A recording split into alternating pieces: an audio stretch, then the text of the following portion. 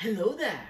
This is LEGO Dynasty, and today I'm bringing you guys my review of the LEGO Marvel Studios Shang Chi and the Legend of the Ten Rings Battle at the Ancient Village. It is set number 76177, comes with 400 pieces, is rated ages 8 and up. Now this set retails in the United States for $39.99 and in Canada for $49.99. Now I should say this set is retiring, meaning they are no longer in production. So if you're interested in picking up this set or you see it in stores, chances are that's the last amount of sets that they're going to have. So if you want the set, you should pick it up sooner, as a lot of sets are on clearance sales. I believe they're on sale on Lego.com, for instance, but they were sold out at my Lego stores, just as an example. So basically, if you're interested in the set, the sooner you get it, the better, especially if you can find it in stores. Otherwise, you're going to have to get it off the secondary hand market, and chances are it will generally go up in value somewhat. Hard to say how much. It really depends on what people are willing to pay for the set, essentially. But without further ado, let's kick off this review, starting with the box. So you can see the box has some very nice scenery from the Shang-Chi film. You know, the ancient village sort of hidden in the, I don't know if you call it, hidden dimension within Earth or whatever.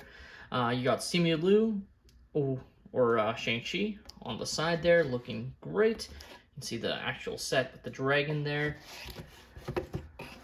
Back of the box, again, has some more nice scenery and more of an action sequence showing the characters.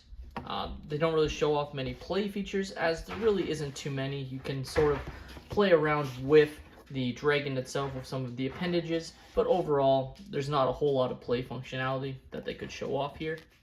Here we have the manual. Again, this is an older set at this point, hence why it's retiring. So it does have the older style manuals that were not the rendered image, but were actually basically the box art of the set printed onto this. And if you've seen some of the newer manuals, it just, these just look better. At the end of the day, it doesn't really change anything, but this looks more premium as a product.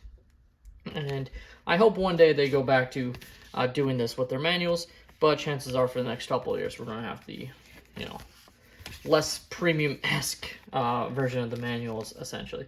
Again, these manuals don't really, you just look at these as instructions, so the, art doesn't really matter in the grand scheme of things, but in terms of looking good and, you're paying for an expensive product, Lego by and large is expensive, you like to see that, represented in the product you're buying, and that includes instructions. At least in my opinion. Some people don't care, that's fine, but at the end of the day, I think we can all agree that these still look better than the newer style manuals that are rendered images.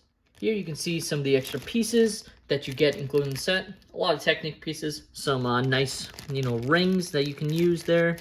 Some other, sort of battle, Spider-Man pieces. They're used a lot for, Spider-Man webs. But in this case, they're, in translucent color, which is pretty nice. Just some nice sort of slow pieces. Looks very good. Always great to get these extra pieces. Taking a look at our first minifigure, we have Shang-Chi. And he looks overall pretty decent, but he's definitely not one of the standout minifigures of this lineup, which is a bit unfortunate as he is the main character. But he has a nice torso and back printing, no arm or leg printing, and he does have a double-sided face. As you can see there, looking a bit more actiony, like he's fighting. Still, pretty decent minifigure, but not the best in the set. The next, the classified as a minifigure, but it's not really a minifigure, it's just a molded piece, is Morris, and overall, looks okay. I remember when I first reviewed the other Shang-Chi set, can't remember what it's called, I think it was just Battle with the Ten Rings, and it included a Morris character. I was like, I don't know why it doesn't have a face. I feel like mine might be, it kind of seemed weird, like maybe Lego got concept art, but obviously, in the movie, he actually doesn't have a face, and it's just kind of funny, because I didn't know much about this sort of character, or about it related to comics. Not even sure if it's related to anything in the comics, or just something the MCU did. Still, for what we are shown in the movie, pretty faithful representation. You got no opposability, it's just a flat piece that can sit on studs, as you can see there. So, still, nice to include it. Our next minifigure in the set is Xialing, who of course is Shang-Chi's sister, Again, slight spoilers, but the movie's been out for a few years. Got some nice torso printing and back printing. No arm or leg printing, just like Shang Chi. And she does have a double-sided face of her, also in a more fighting pose. Finally, we have one of the exclusive minifigures in the set, and that is Death Dealer. And overall, pretty decent minifigure. Again, no leg or arm printing. Kind of unfortunate. I feel like they could have definitely given at least him a little bit more detail. But he still looks pretty sick on the torso printing and back printing there. He obviously does not have like a hairpiece or any piece to give him a double-sided print, or like a face print, but he actually does have printed head printing. You can kind of make it out there. Looks pretty nice. He's got his sort of daggers there, and he's ready to fight. And finally, we have definitely by far the best minifigure in the set, and that is Wenwu. You can already tell, like, just with the torso going to the belt and leg printing there, just excellent detail overall. He also has some nice back printing, and of course he has the rings, which are all held together by these, you know, sort of translucent pieces. We see it a lot in the minifigure series, especially I remember the sort of superhero series. That basically allowed them to go into fighting poses, essentially, you know, jumping and whatnot. Here they're all kind of combined, but are able to hold the rings, kind of represent how he uses them almost like a whip, as we see in the film. So very nice. He as well actually does not have any double-sided face printing, which is kind of interesting. Always interesting when Lego gives certain characters face printing on both sides, but not others, when they have hairpiece and are able to. So interesting there, but by far the best printing for any minifigure. So taking a look at the dragon build, which goes by the name of the Great Protector in the film, it overall looks pretty good.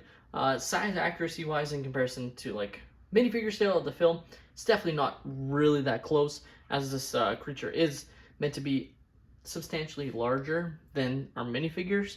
But for what they designed, I think it looks pretty accurate in terms of the looks, just not size accurate. You can see you do have some ball joints, which allows you to have some maneuverability. You know, you can play around with the appendages, and theoretically could get him to hold minifigures, though it wouldn't hold that well. You do have the dragon firing out this sort of blast of energy, which we do see in the film, and there is some maneuverability of the mouth. Especially, you can actually remove this piece. It's just held again by one of those, you know, sort of clear pieces. So you can have the dragon not have it in his mouth, and basically there is a little sort of stud holder inside the mouth, you can see right there, which is where it sits. But then you can't fully close the mouth, of course. So overall, works pretty decently. You do have some other maneuverability of the tail specifically with these ball joints, and there is also this sort of lock mechanism in place, so you can sort of play around with that, but the main body is not movable really whatsoever. It is sitting on this almost water base, which it is in water during the end battle. Now you can pull the dragon off, as it's just held by one piece here, as you can see, but by pulling it off, you do leave this bottom part, so it's not like it could sit flat. It would just fall over, unfortunately, as that piece is one of the, I believe, a newer style piece. You can kind of see it's fully molded in as like a 2x4 piece with this attached, so you can't like pop it off essentially without fully like breaking the set and rebuilding it afterwards. So a little unfortunate there. Would have liked if they had the ability to, you know, detach this, or maybe something that you could put on when you had it off, just so you could have the dragon off. I'm sure you could create your own modifications, but in terms of how the set was designed, you don't have that ability.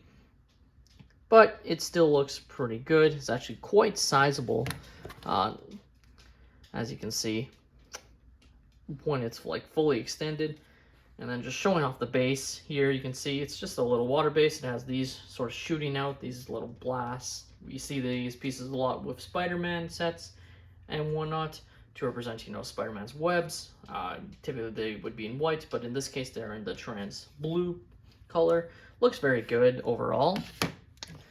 And then it can sit right inside the platform as I knocked over all the minifigures to put it back on.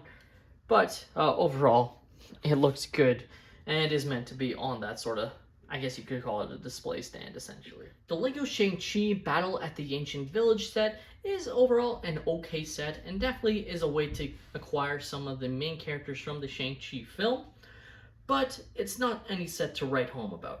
It's definitely a set I waited to get, even though I was sort of interested in. I waited until the very last minute to get it when it went on sale, right before it retired, essentially. So as the set has been out for quite a while at this point, since 2021, we're in 2023 now, so obviously it being retired makes a lot of sense. If you're a fan of Marvel, or specifically the Shang-Chi film, it does look like Shang-Chi is going to be a prominent player in the MCU moving forward into the, Kang Dynasty and Secret Wars films.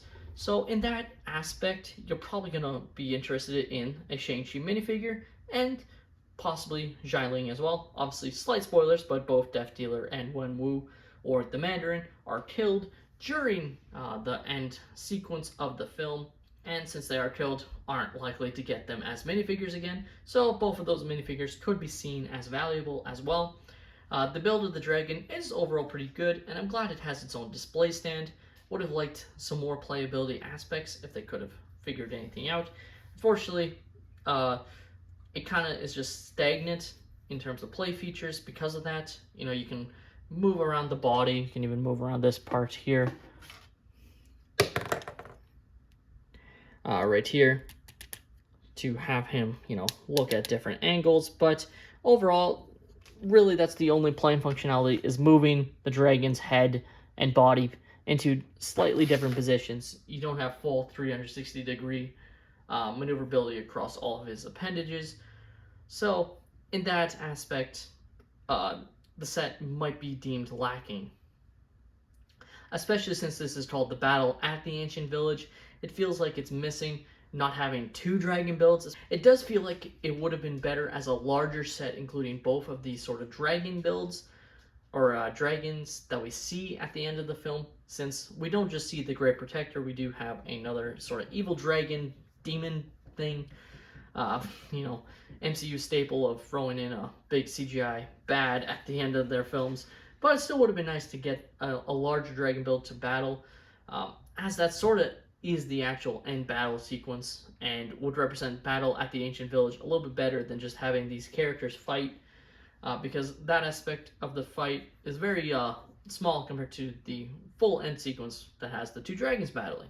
With that being said, that's all my opinion. Let me know your guys' thoughts on the Shang-Chi and the Legend of the Ten Rings set in the comments down below.